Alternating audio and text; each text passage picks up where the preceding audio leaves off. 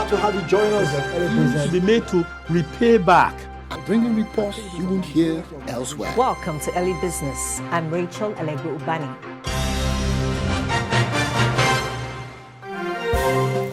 Hello and welcome to Captain Primetime News, coming to you live from our studio here in Lagos. I am Faith Essien.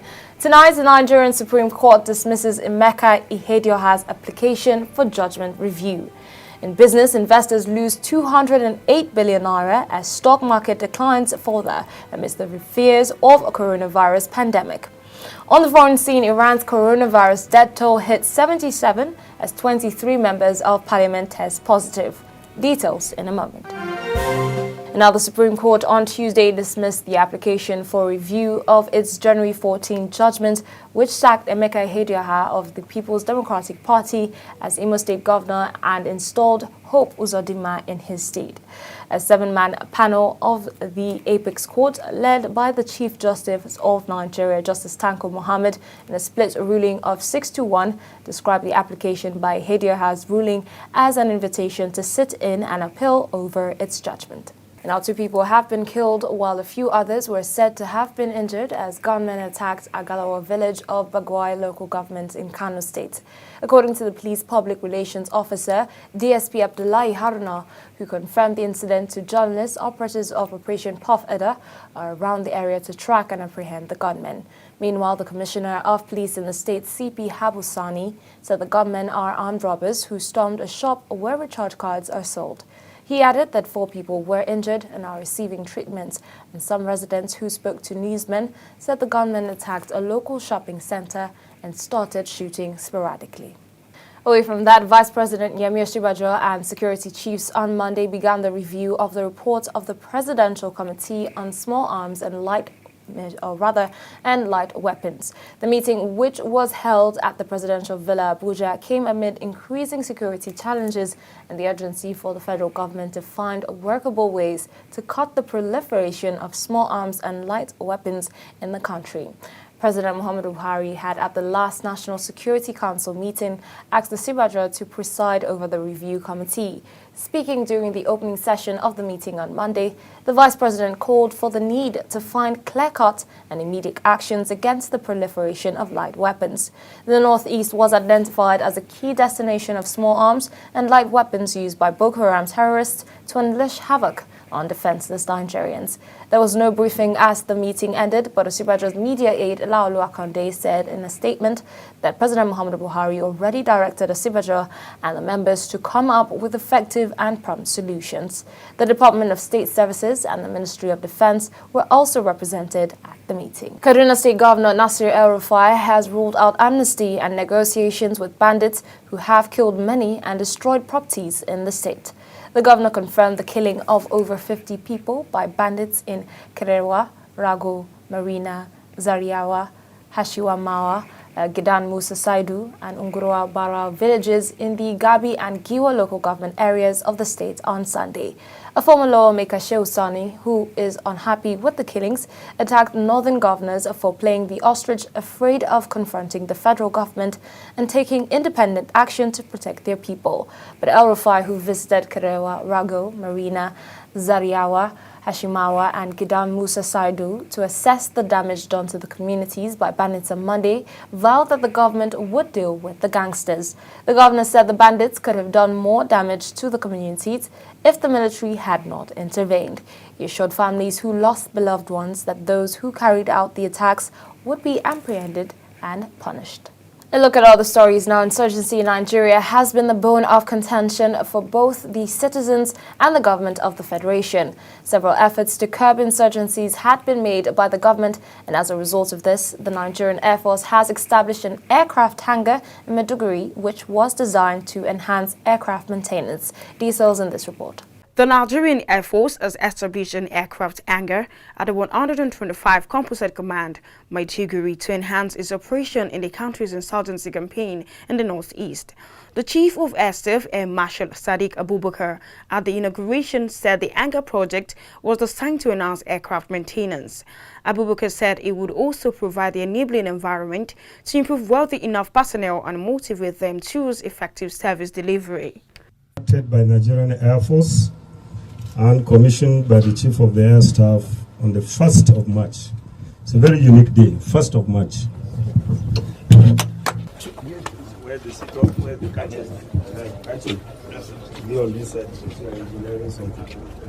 So by the special grace of God, we are putting this step to commission this hangar for the use of officers and men of the engineering wing particularly, so that we have better aircraft to fight this terrorist. For his part, AVM Precious Ahmadi, the ATF commander, lauded the gesture and commended the cast for providing equipment, executing accommodation and other viable projects, as well as capacity building and staff welfare program. So the maintenance of aircraft here is a major problem, because the maintenance is usually done outside, high temperatures, so hot, sometimes during sandstorm. But now with what we have here, we can bring in our aircraft into this hangar and do our maintenance in comfort. The airmen will be more relaxed, and they will concentrate more, and they will do a better job. And they will also feel that the system is concerned about them. That feeling itself has a way of translating into more serviceable aircraft. And more serviceable aircraft you have, the more you have platforms to fight terrorists. That is one of the reasons. That's reason one. Number two, like I said, the harsh weather condition has a way of affecting the avionics of our aircraft. Keeping an aircraft, you can see most of them are having some silver covering there at the cockpit to reflect heat away. But if it's inside the hangar, you don't need that, which means the aircraft is going to fly more. You'll have more serviceable aircraft, and then you'll not have difficulties in getting what you require to really. The Ogun State House of Assembly on Tuesday passed a bill for a law to establish the Ogun State Security Network Agency and Amotekun Corps. The Majority Leader, Yusuf Sherif, had presented the report of the Committee on Security and Strategy during plenary in Abeokuta. Sherif stated that the committee recommended that the bill be passed as approved by the Conference of Speakers of Southwest Legislature. The Majority Leader moved the motion for the adoption of the report and was seconded by Musefiu Lamidi, who is a member of the House. The motion was also supported by the whole House. Sherif thereafter moved the motion for the third reading of the bill, and this was seconded by Shola Adams. The lawmaker stated that Amotekun would curb criminal activities such as kidnapping, robbery, cultism, and terrorism. Now, the Lagos State government says plans are underway to have between 1,000 to 2,000 isolation biocontainment beds for coronavirus victims. Commissioner for Health, Professor King Abayomi, stated this today while giving situation report on the outbreak of the coronavirus in Lagos. Captain Television State House correspondent Love Ikuku Oyedeku has details in this report.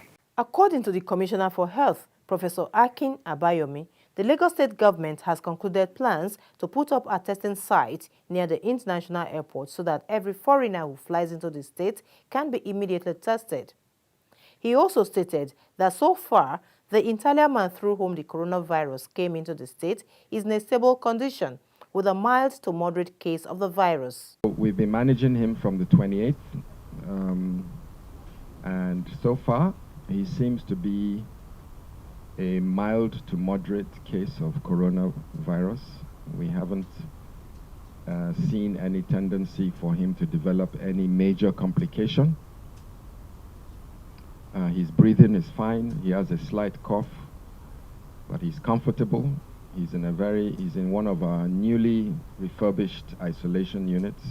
Abayomi further stated that the Lagos State government at the moment has 100 isolation beds, but plans to expand to between 1,000 to 2,000 in preparedness for any surge in cases of victims of the virus. We have at the moment 100 isolation beds. I don't think if you add all the countries in West Africa together, you will find 100 isolation beds. So for Lagos to have that many number of beds for isolation alone, I'm not talking about hospital beds. I'm talking about biocontainment isolation beds.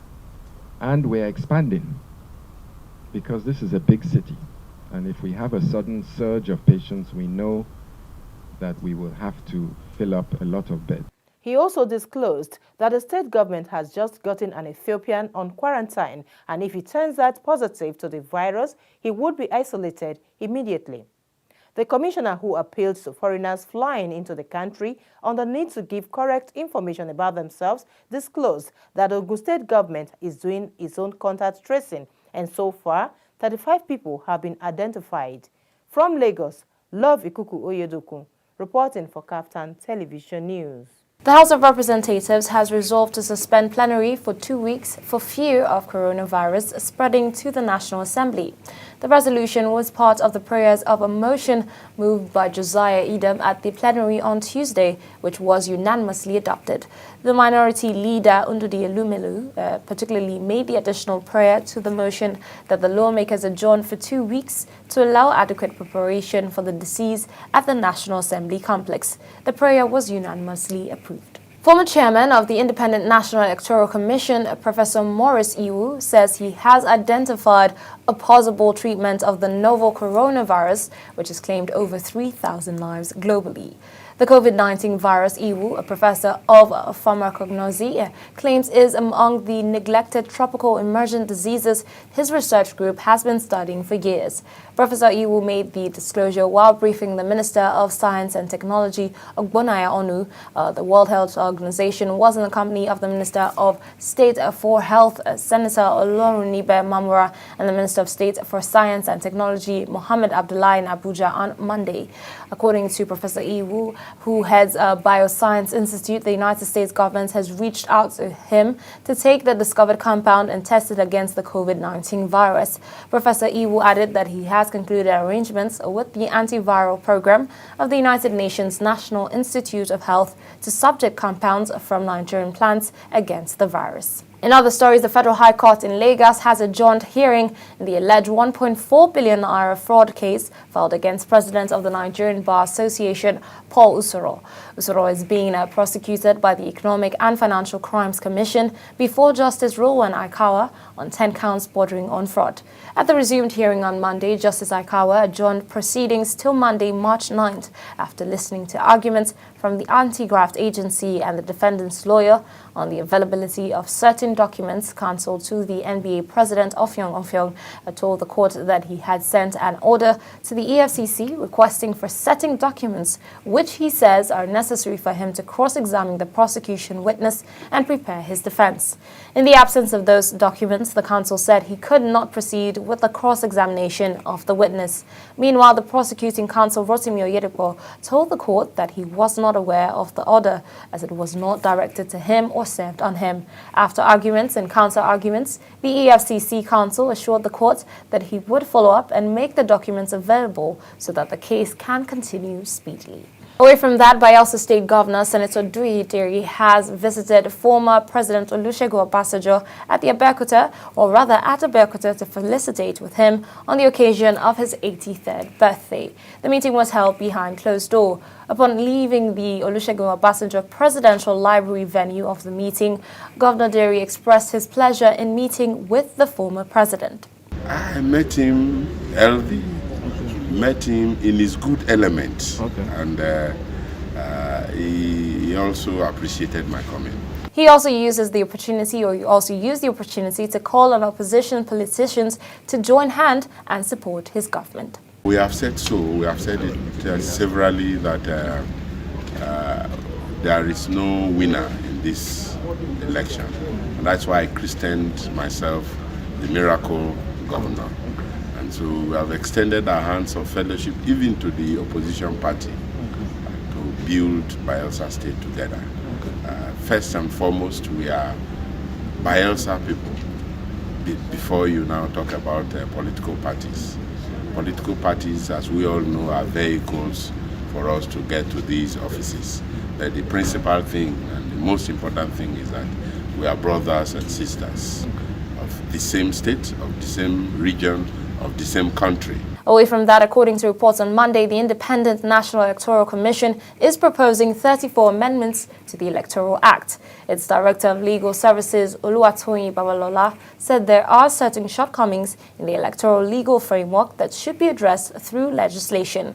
Also, Lagos State Resident Electoral Commissioner Sam Olumeko said the delimitation of the constituencies was long overdue in accordance with the 1999 Constitution. He said the last constituency delimitation was done more than a long time ago, adding that the population of the country and registered voters have increased exponentially, thereby underscoring an urgent review for proportional and fair representation. INEC Chairman Professor Mahmood Yakubu said the agency remained committed to the review of the Electoral Act to enhance a better conduct of elections. The INEC chief spoke yesterday, which was Monday, in Lagos at the opening of a week-long retreat on the review of the electoral legal framework, jointly organized by the Commission, the European Centre for Electoral Support, and the International Foundation for Electoral Systems. Now, the Federal Capital Territory Ministerial Task Team on Traffic Management has commenced the clampdown on commercial motorcycle operators plying the Ayanya Expressway. The chairman of the team, Iharu Atta, said in a statement in Abuja that the operation commenced on Monday. According to him, any motorcycle impounded during the exercise will not be released to anyone. Atta expressed a worry that commercial motorcyclists often rode against the traffic and at very high speed, a development that had continued to endanger the lives of other road users. He noted that some residents would choose to ride commercial motorcycles at a great financial cost and safety risk. A Lagos High Court sitting in the Ikeja area has ordered government hospitals in the state to stop demanding compulsory blood donations from women seeking antenatal and maternity services. Justice Raliat Adebi gave the order in a judgment delivered on Monday and restrained the state government hospitals from demanding blood donations from spouses and other relations of pregnant women seeking antenatal and maternity services. A non-governmental organization, Socio-Economic Rights and Accountability Project, had filed a fundamental rights suit to compel the respondents to stop the act. SERP, on its grounds for seeking reliefs, said it had received complaints from residents of Lagos about the compulsory blood donation policy of government hospitals. The respondents to the suit are the Attorney General of Lagos State Ministry of Health, and the Commissioner for Health, Lagos State. In her judgment, Justice Adebi said the respondents' contributions to child and maternal deaths stands to reason, although no data on the child and maternal mortalities recorded as a result of the policy was provided to the court. Justice Adebi declared that the action of the respondents in demanding compulsory blood donation from those seeking maternity services was arbitrary, unfair, and a violation of their human rights as enshrined in Section 38, subsection 1 of the 1999 Constitution. Anambra State medical doctors under the aegis of Conference of Civil Service Doctors have embarked on an indefinite strike. The doctors had about 3 months ago suspended their strike against the state government. They accused the state government of failure to adhere to an agreement signed with them some months back. Addressing newsmen at the General Hospital Onitsha on Monday, the chairman of the Civil Servant Doctors, Levinus Chukwuma, said this, or rather said in quotes, this strike is necessitated by a failure of the state government to adhere to the agreement signed with us. He said the doctors in the state had earlier embarked on a 13-month strike due to the failure of the state government to implement the consolidated medical salary structure as prescribed by the federal government as the standard for all doctors in the civil services. He said their earlier strike was called off after intervention of prominent persons in the state, as well as an agreement reached which stipulated that the government would periodically review the salaries until 100% was achieved, starting from 50%. Describing Anambra State doctors as the least paid in the country, Chukwuma said the state government had failed to keep to its part of the bargain. The head of Karuchi village in Zamfara State, simply identified as Malam Gambo, alongside one Mustafa Halilu, have been killed by bandits who attacked Don Sadao Emirates of Maru local government area of the state. This was confirmed by the State Police Command, who said the bandits came in large numbers and attacked Kujemi village on Sunday. According to Police Public Relations Officer Mohammed Shehu, on receipt of the information, a combined team of policemen attached to Operation Puff Eder in conjunction with the military were dispatched to forestall a further attack on neighboring villages. He added that the persons were killed during the attack and the security agents are on the trail of the attackers to arrest them. The police spokesman asked members of the public to provide useful information that will give insight on the activities of the criminals in a view to taking proactive measures. Similarly, bandits attacked some villages in Igabi and Giwa local government areas of Kaduna State on Sunday, killing over 50 people. Governor Nasir El-Rufai, while apologizing to the villagers for failing to protect them adequately, vowed to wipe out bandits in the state. And now coming up, Kingsley Obiora assumes duty as a Central Bank of Nigeria Deputy Governor. This and other stories will come your way after this break. Just stay with us. Finding the right answers to questions can be really daunting, same as finding solutions to societal and economic problems which often appear complicated. But coming along, while experts profile solutions to economic problems here on our Early Business Show, opens a new world of possibilities. Details, insights, and sometimes the contentious. In 4 years' time, I will fix one refinery. Just one. Tune into Captain Business on channel 132. This is Business Lunch. On Business Lunch, the world economy takes center stage when financial news takes the lead here. Exchange will become bigger. It's less valuable compared to the 2 naira for the 5 kobo. Then the demand will be high. You have to penetrate the theater of operation. Foreign investment comes in.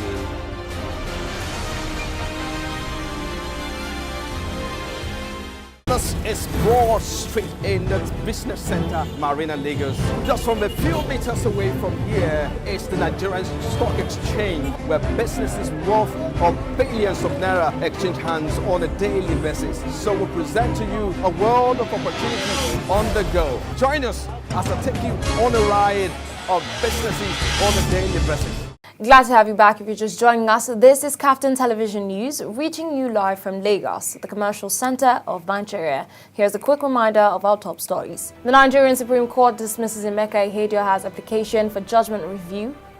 In business, investors lose 208 billion naira as stock market declines further amidst the fears of coronavirus pandemic. On the foreign scene, Iran's coronavirus death toll hit 77 as 23 members of parliament test positive. In business, the equities market on Monday extended downward trend to 7 consecutive trading days as investors continue to sell down amidst the fear of coronavirus pandemic. Consequently, the market breadth closed negative, recording 9 gainers against 28 losers.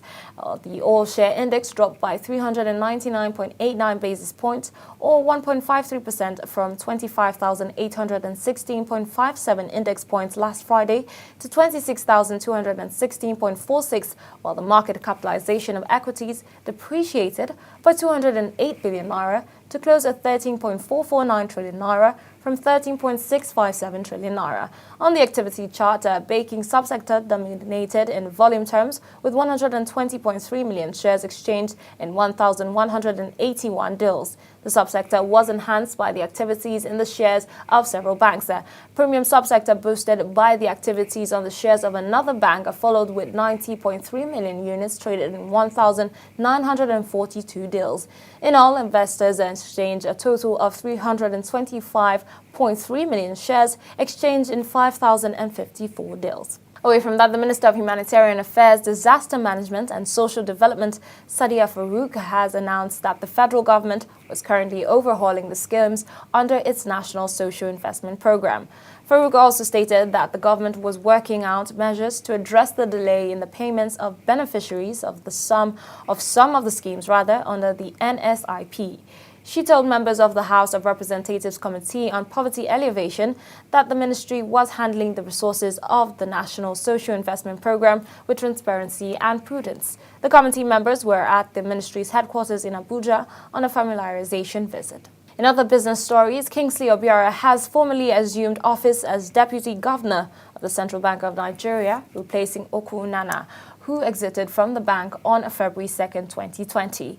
A statement from the Central Bank of Nigeria indicated that while welcoming Obiora on board on Monday, the Governor of Central Bank of Nigeria, Godwin Emefiele, congratulated him on his appointment, noting that he was assuming duty at a time when his experience was needed to ensure stability in the Nigerian economy. Assigning the new Deputy Governor to the Economic Policy Directorate, Emefiele charged him to go beyond upholding the interest of the Central Bank of Nigeria to upholding the interests of Nigeria and Nigerians, majority of who he said desired positive impact in their daily lives.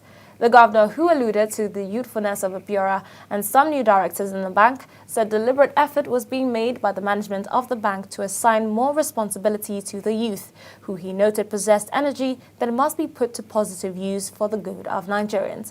While urging all present to work together to enable the bank to achieve its objectives, Emefiele charged them to strive to etch their names in the annals of the bank as having contributed their quota to the overall development of the country. In his remarks after subscribing to the relevant oath administered by the Central Bank of Nigeria Board Secretary and Director, Corporate Secretary Department, Alice Karau, the new Deputy Governor expressed joy to be back at the Central Bank of Nigeria, promising to add value to the processes, even as he solicited the cooperation of all in achieving his task.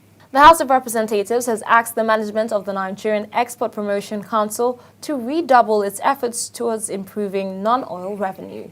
Chairman of the House Committee on Commerce, Femi Fakeye, gave the charge in Abuja on Monday during an interactive session with the Chief Executive Officer of the NEPC in the person of Olusegun Awolowo and other members of management team during an oversight function to the council.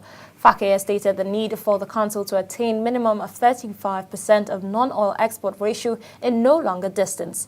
Awolowo in his remarks sought the intervention of the National Assembly on the full implementation of the 10% of freight collections by the Nigerian Maritime Administration and Safety Agency. Being the only statutory source of fund for the council, the NEPC boss decried that since December 1992, it had been implemented despite the positive directives by the President, Attorney General of the Federation and the National Assembly.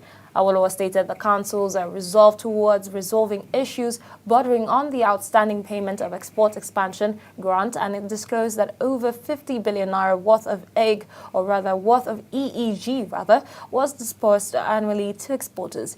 He added that there was a need to enforce a payment of 3% of the value of every EEG payable to a beneficiary as a source of revenue to the NEPC to offset the cost of administering the grant. Now, still to come, China orders travelers quarantined amid coronavirus outbreak. Stay with us.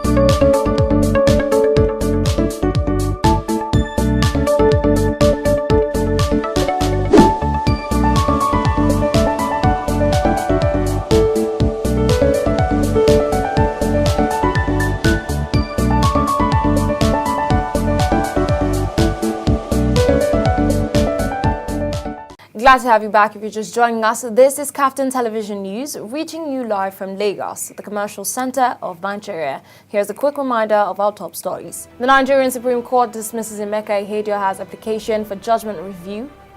In business, investors lose 208 billion naira as stock market declines further amidst the fears of coronavirus pandemic.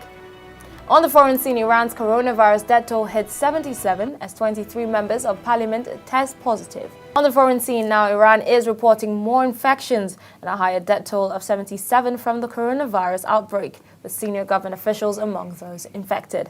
A total of 2,336 cases of the coronavirus have been confirmed as of 3rd March, Iranian health authorities said on Tuesday. Deputy Health Minister Alireza Raisi told state media that there had been 835 new cases and 11 more people had died in the past 24 hours. Iran has the highest number of deaths from the coronavirus outside China, where the illness originated. The true number of deaths in the Islamic Republic is thought by many to be much higher. But Iran's supreme leader Ayatollah Ali Khamenei said the country was being transparent with its figures on the outbreak. 23 members of parliament have reportedly tested positive, and it was announced on Monday that an official close to the supreme leader had died of the illness. On Tuesday, Ayatollah Khamenei warned people to follow the recommendations of authorities to prevent the spread of coronavirus. Pope Francis, who is suffering from a cold, has tested negative for coronavirus. That's according to Italian journalists on Tuesday, as Italy battles Europe's worst outbreak. Vatican spokesman Matteo Bruni did not respond to a request for comment on the report. And Francis cancelled a Lent retreat for the first time in his papacy this weekend after axing all public meetings at the end of last week over the cold. The new coronavirus has spread from China across much of the world, with Italy among the worst affected, with over 2,000 people infected and 52 deaths.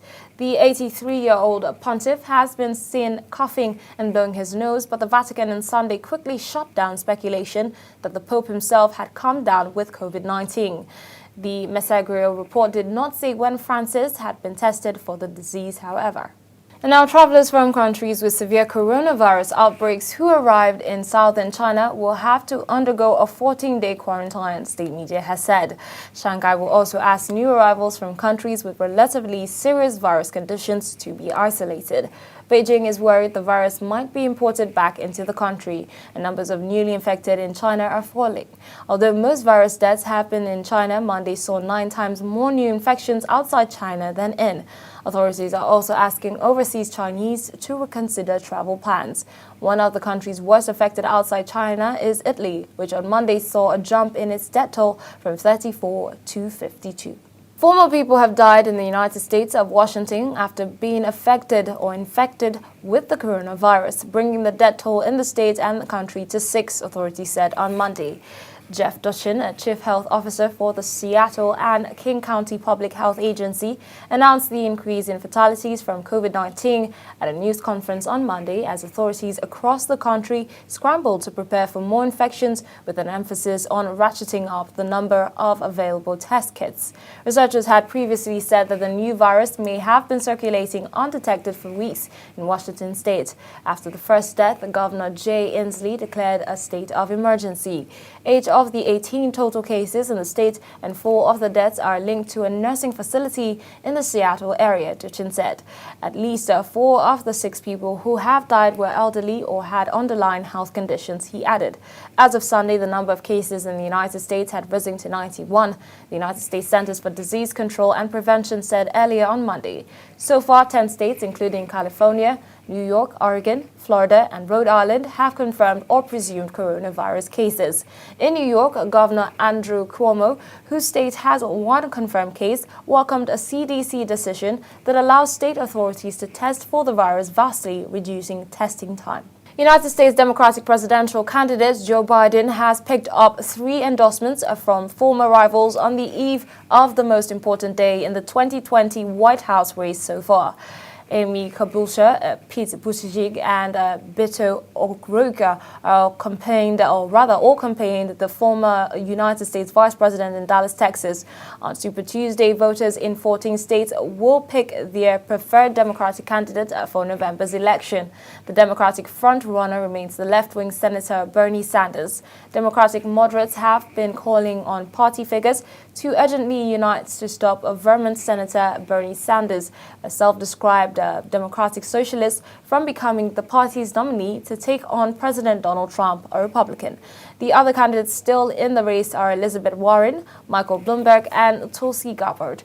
With the exception of Gabbard, a Hawaii congresswoman, all of the Democratic hopefuls are septuagenarians. Crossing all the way over to Israel, Prime Minister Benjamin Netanyahu has claimed victory in Israel's general election, with early results putting him ahead of main rival Benny Gantz. Exit polls suggest his right-wing bloc is on a course to win 59 seats to become the biggest group, but still short of a majority by 2 seats. Nevertheless, Netanyahu declared the outcome the biggest win of his life. Monday's election was Israel's 3rd in less than a year, after neither leader was able to form a government. Netanyahu, 70 years old, is Israel's longest-serving prime minister. He is seeking a record fifth term, having been in office from 1996 to 1999 and from again 2009. The election took place 2 weeks before Netanyahu was due in court to face corruption charges, which he, however, denies. At least 8 people have died after a series of tornadoes ripped across Tennessee early Tuesday, leaving major structural damage, including in the capital of Nashville, officials said. Melissa Hux of Tennessee Emergency Management Agency reported that the statewide death toll was 8 at this time and that fatalities had occurred across 4 counties. The Nashville Fire Department said that it was responding to reports of approximately 40 structure collapses around the city. Russia's main opposition leader, Alexei Navalny, said Tuesday that authorities had frozen all of his bank accounts and those of his family, including his elderly parents. His spokeswoman, Kira Yarmysh, says the accounts had been frozen due to a money laundering probe against Navalny's anti-corruption foundation.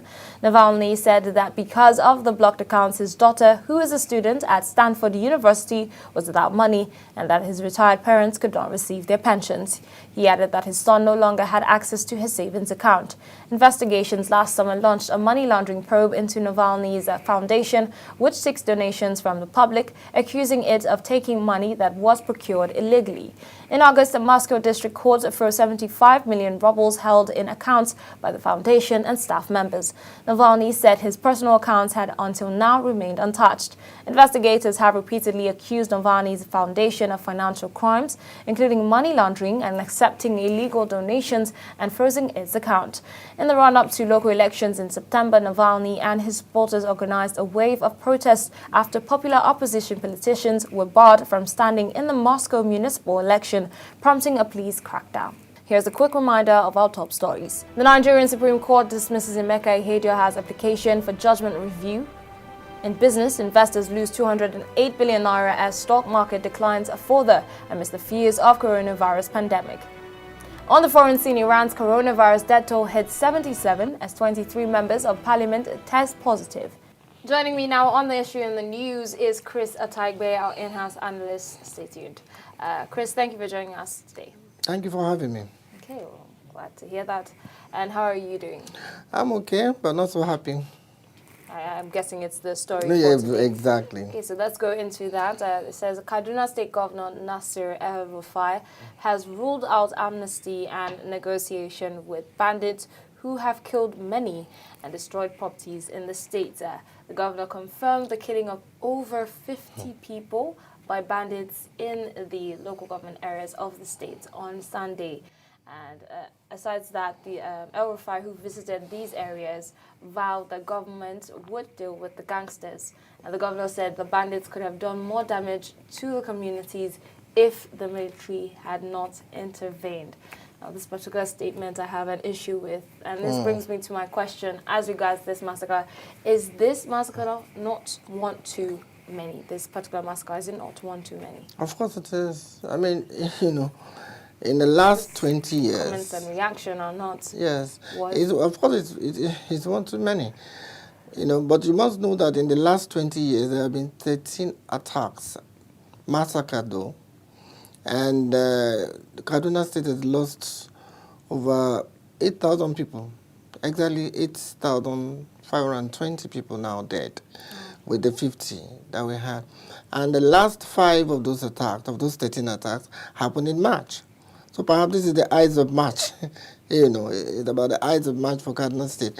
It's really unfortunate that, I mean, this is the last 20 years, it's within our return to civil rule.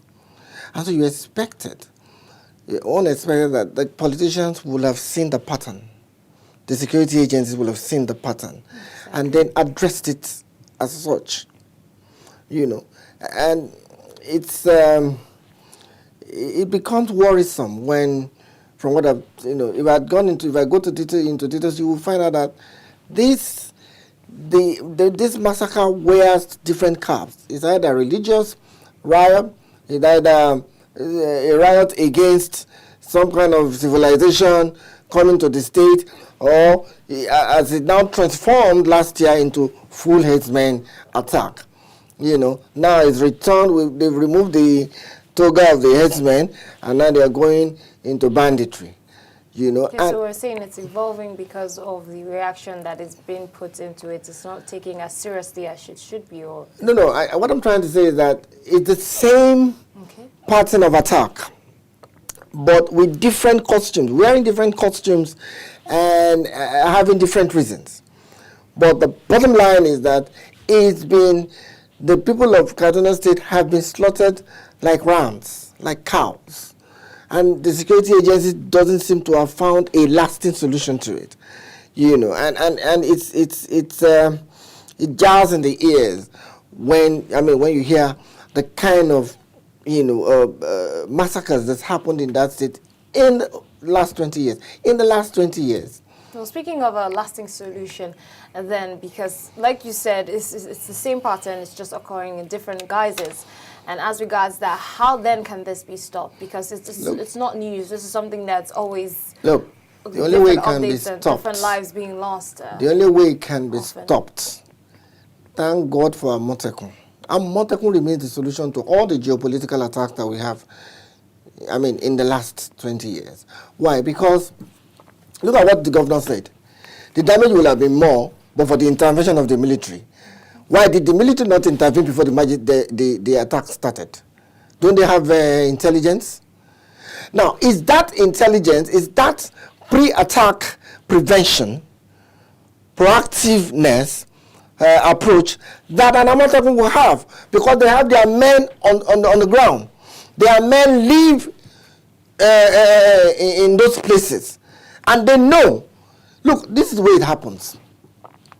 I'm sure there are so many people in Kaduna State who know where these people are, but they cannot come out as individuals to attack them or to repel them, because they know that once they try, they are not enough. They will lose their lives. But when the state provides a platform for all of them to come together, they form one team, and because they know the terrain very well, they can always arrest these people. That's what Amotekun has done. That's what Amotekun has leveraged on. That's the unique and the secret of I can't say secret, but that's the strength of Amotekun. Because those guys, they know the farms, they know the bushes. The soldiers, yes, they are trained in the bush, they are trained wherever, in the wild, but they may not know certain terrain. It may take them 1 day or 1 hour or 2 hours. Where it will take them 1 day, 1 hour to track a terrain. The guy who is there can track it in minutes, in a moment. Well, as regards Operation Amotekun, it's something that is still being pushed, especially. Well, officially. So, would you say bringing this as a type of security outfits in Kaduna State, do you think it's something that will be welcomed and actually taking off? No, it's a template. It's a template. It's a template. And the truth of the matter is, any state, I've told you now, in the last 20 years, Kaduna people have lost 8,520 people. It's not war now. In the last 20 years. And I told you the last, with over 13 attacks, or 14 attacks really, with this last one. In the last, 5 of those attacks happened in March. So there's a pattern. Somebody should know that. Okay. Somebody who has position in relevant agencies should know that and should know how to correct it. Should know how to attempt how to prevent it. Now, the truth of the matter is that the military, thank God for them, will have been better served if they have people on the ground, civilians who know the terrain very well. Because I can tell you that even the Boko Haram or the herdsmen can only be like a formidable force to the military who are far away. Those who know them that they can easily deal with them. But they need permission. That permission is what Amotekun has harnessed and created into a platform. I keep mentioning Amotekun because that is the only template that we have that defines a proper and appropriate response for this time to curb insecurity. Okay, now lastly, my last question. Yes. The governor, like you said, Kaduna State governor has also come out to say, as regards this massacres, that they will deal with the bandits. But hearing this open declaration, is it really enough assurance for the people? Because let's say they don't go down the line with this template you've talked about. Is this enough to assure it doesn't people go of their anywhere. security and It doesn't go. You can imagine 14 attacks now for each attack, because each attack is gruesome. So the governor must, you can't say anything less than, I guarantee you I will get this one, I will kill them. I vow that I will get to them. It never happens. It never happens. The only template to curbing this insecurity and really getting rid of it. Have you had any kidnap along Southwest since Ahmad started? No, he has not even started operation fully or formally. But have you had any kidnap? Have you had any banditry attack? If the North, they are serious. The northern governors are serious about security of their people. Our Motakun template, they are better borrowed, because we remember that in history, during the Abacha time, when Marwa started Operation Soup in Lagos, it swept across Nigeria, and Nigeria was safe under that administration. So if the template is coming from Lagos, it is not a shame to take it up anywhere you are. It is a template that has been developed by Nigerians like you that has helped their situation, which is similar to yours. So those governors, if they are serious, this template is what they need right now. Right, and I love I love what Rufai said, which finally puts to shame all those shameless senators who are pushing a bill for repentant Boko Haram. These people have killed people now. They will repent tomorrow, and then you give them amnesty. He has said, and I love what he said, he's not giving amnesty to them, he's not negotiating with them. So let Nigerians take note of what he has said. Let those governors in the north take note of their Motakun template and begin to develop their own. That way there'll be quiet and peace in the north. Okay, Chris, well, thank you for your time. That's all we can take as regards this. Obviously, we are not satisfied with this particular vow by the government, and I like the fact that you have brought our eyes to the particular template on ground. It would be great if they could, absorb this or actually go down this line, but we will just have to observe in either way. So honestly, that's it. We can only observe. So yeah, we're going to be spectators. Thank you once again. My pleasure.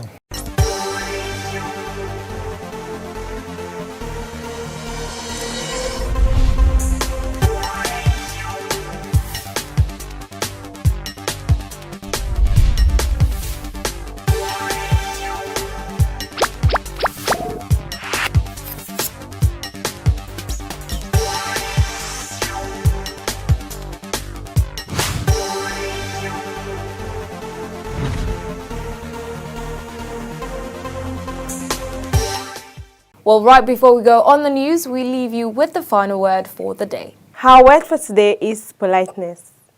Politeness is the application of good manners or etiquette so as not to offend others. Being polite means being aware of and respecting the feelings of other people. It helps you to improve your relationship with others, build respect, boost your self-esteem, confidence, and improve your communication skills. One needs no particular talent to be polite. On the contrary, being nice is what is left when you failed at everything else. Good manners cost nothing, but can make a big difference to how other people feel about you or the organization you are representing. When you are polite and you show good manners, others are more likely to be polite in return. One of the things that holds together a human society is the existence of basic politeness among its members. When people believe they have to be nice in order to give, they fail to set boundaries and become pushovers, letting others walk all around them. Virtue, perhaps, is nothing more than politeness of soul. I am Busola Gute. Now for more information on our top stories, you can watch Kaftan Television News on our YouTube channel at www.youtube.com/kaftan.tv. You can also follow us on all our social media platforms, Twitter, Instagram, and Facebook in that order, or link us up on www.kaftan.tv. That's it on the news. Many thanks for watching. I am Faith Asian.